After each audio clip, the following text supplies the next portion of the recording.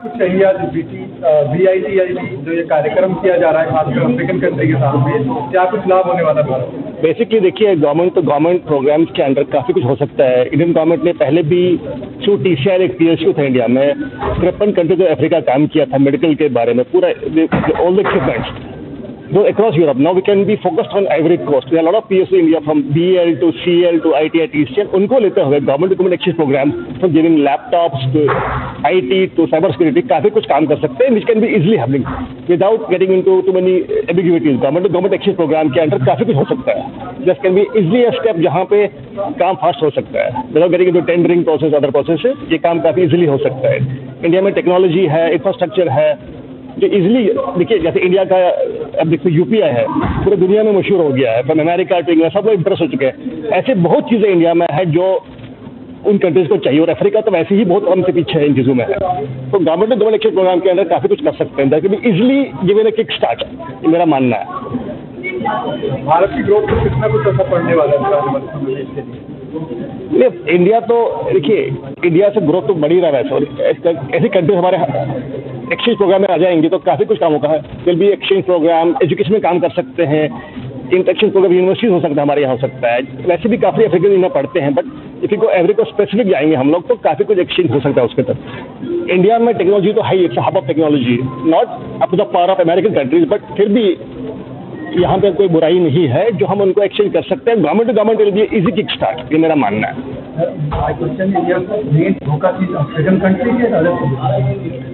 Starting with Ivory Coast country around it, वैसा करने वाले हम लोग. Ivory Coast as a focus point, and उसके आसपास जो कंट्रीज होंगी वहाँ पे एक्सपैंड करेंगे हम लोग. Yes, with clear focus on Ivory Coast right now, because जो बेटे वहाँ पे एक्सचेंज इनके साथ काम कर रहे हैं उनको फोकस करते हुए expand the territory around that, ये मेरा मानना है. And government to government will give it a kick start, it will give a easy up start. Sir, Africa के देशों में ऑलरेडी बड़ी क्लियर है, वहाँ पर लोग हमारी की कंपनी अब इतना बड़ा चैलेंज कि चैलेंज तो आएगा ही आएगा. क्योंकि कंपनी के अदर प्लेयर्स प्राइसेस गिरते हैं, बट यहाँ पे गुड PSUs जैसे BL है, CL है, ITIT है, ये एस्टेब्लिश प्लेयर्स जिनका focus to reach end customer, not money. Margin का दियर, बट उनका पैसा कमाना इज नॉट मेन फोकस. उनका मेन फोकस है एंड कस्टमर तक पहुँचना, उनको लाभ पहुँचाना. उस एक्सचेंज प्रोग्राम के अंदर काफ़ी कुछ हो सकता है. Yeah, hi. My name is Deepak Sharma. I am the director of a company called Skylab Solutions India Private Limited, which is basically co-sponsoring this particular program in collaboration with our friends from Ivory Coast, WITEF. You know, my company is into technology. We are already partnering with a lot of state governments in India for the smart city project, which you all might be aware of. So we are already there in India working with a lot of state governments to implement the smart city initiatives. Okay, and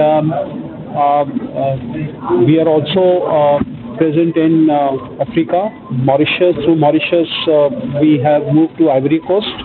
Okay, and I'm glad that a team from Ivory Coast is here in India to promote Ivory Coast as a destination for Indian investors, for Indian companies, okay, to come and share Indian technical expertise, Indian managerial expertise, Indian financial expertise with Ivory Coast to forge a strong partnership between these two countries. You know, I don't know how much you know about WITEF. You know, WITEF is a Ivory Coast government initiative to promote Ivory Coast as a potential destination for foreign investment, including investment from India. So we have partnered with WITEF to channelize investments from India to Ivory Coast, and we ourselves are technological partners of Ivory Coast, and hopefully will be, after this conference, I'm sure some interest will be generated, you know, amongst Indian investors. They will get to know the opportunities in Ivory Coast and the kind of government trust. Since there's a team from Ivory Coast present here, I'm sure they'll announce a lot of initiatives for Indian investors to come and invest in Ivory Coast. So that's precisely a brief background of this meeting. I'll be glad to answer any question which you have. This is Dr. Manoj Mittal, Chairman, International Chamber of Healthcare and Medical Tourism. This type of program is very much needed. हम इस country के साथ काम कर रहे हैं. We help the patients traveling from this country to India, helping them with the right treatment, क्योंकि वहाँ पर ट्रीटमेंट अवेलेबल नहीं है. और हमें काफ़ी अच्छा लगता है जब ये लोग ट्रैवल करते हैं और हम उनको ट्रीटमेंट देते हैं और उनकी जान बचाते हैं. तो वहाँ की गवर्नमेंट के साथ हम मिलके बहुत जल्दी एक इवेंट भी कर रहे हैं जिसमें वहाँ अच्छा अवेयरनेस आए. और मेडिकल टूरिज़्म सेक्टर में हमारे काफ़ी ग्रोथ हो रही है. हमारे माननीय प्रधानमंत्री जी का काफ़ी सहयोग मिला इस इंडस्ट्री को, and this industry is growing. And as a chairman of the chamber मेरा सारा प्रयास लगा है कि उन कंट्रीज़ में हम जाएं जहां से हम उन लोगों की हेल्प कर पाएं जो करेक्ट ट्रीटमेंट की वजह से उनका नुकसान हो जाता है और हम लोग वहां पहुंच नहीं पाते.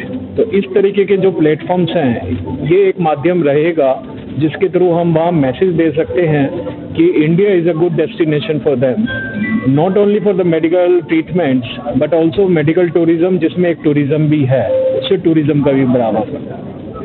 सर, मेडिकल टूरिज़्म का अभिप्राय क्या सारी विधाओं को इंडिया लेके चल रहे हैं या अलग नहीं, हम मेडिकल टूरिज़्म में जिसको इमीडिएटली इमरजेंसी में अपना इलाज कराना है तो उसमें तो एलोपैथिक में उसका एडमिशन कराया जाता है. लेकिन बहुत सारे लोग अवेयरनेस हम लोग कर रहे हैं मेडिकल वेलनेस सेक्टर में.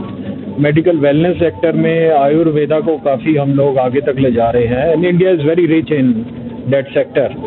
आज से अगर हम अपने बाप दादाओं के ज़माने में जाएं तो उस वक्त तो हॉस्पिटल्स थे ही नहीं. उस वक्त तो सारा आयुर्वेदा ट्रीटमेंट था और वो एक तरीके से खो गया है. लेकिन अब माननीय प्रधानमंत्री के प्रयास से फिर उस सेक्टर को काफ़ी बूम मिल रहा है.